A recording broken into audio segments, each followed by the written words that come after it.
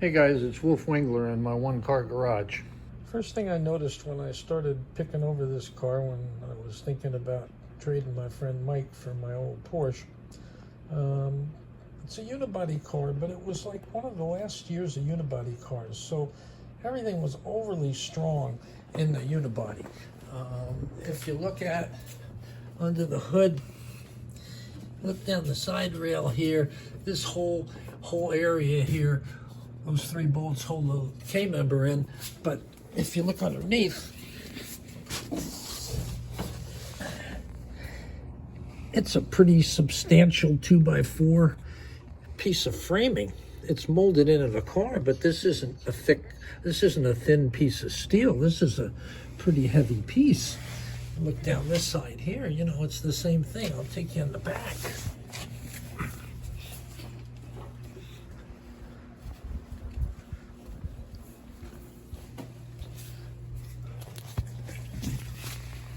Same thing here, you get an idea. That's a pretty significant piece of frame. So I attached my suspension and worked my suspension out into the unibody of the car.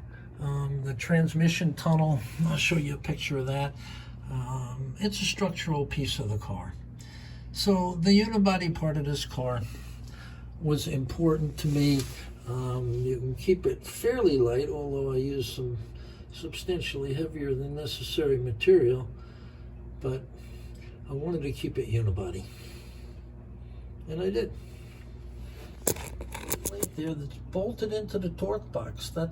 I picked up the strength of the car in the rear where the independent rear suspension was attached, and I'm using that as one of my anchor points for my 4-link.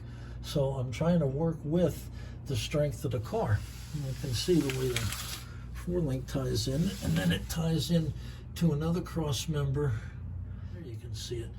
It's welded into the floor underneath the back seat, and that was just a 2x4 cross member from Art Morrison that I turned upside down and mounted that way.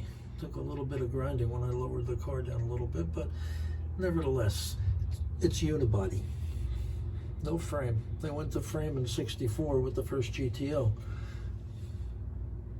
But this was strong enough. This was strong enough for the NASCAR Pontiacs, and it was certainly strong enough for the Super Duties that ruled the drag strip for a while. Here you can see the way the suspension works. The unibody of the car rests in the L of that bracket there, and that bracket goes up to support the crossbar that the springs are mounted on. So as the car goes up and down, the car is actually sitting. If there was putting weight on it, if it wasn't welded, it would just be sitting in that piece. Here we're behind the front wheel on the driver's side, and you can see the way here.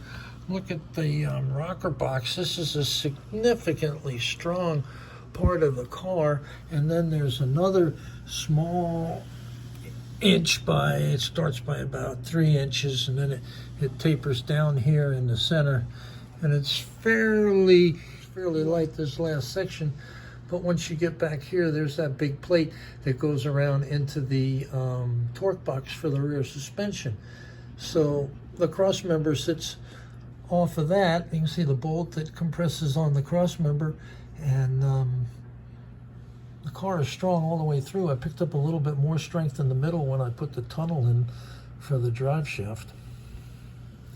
And it's unibody. I could have used lighter materials. Here's a piece. These bolts here are a backing plate that's up underneath the floor, and the other side of it is a strap that goes over the top of the transmission tunnel. And there you can see on the other side, that's exactly where the transmission mounts. There inside the car, you can see the tunnel for the transmission, and it stops just right there at the seat. It steps down. That's as much room as I've got where I could keep the bench seat and still be able to get my long legs back in on the gas pedal. That's where we're at. The door bars are the last part of the puzzle. With a convertible, I really didn't want any kind of flex that could stretch the door opening. So I put these 1 3/4 bars, they're drawn over mandrel steel, that tie into the support for the manual convertible top. There's a pretty good framework underneath there, and they tie into a plate that's underneath the plastic here in the forward part in the cowl box. And that's the strength in the car that just keeps it all together.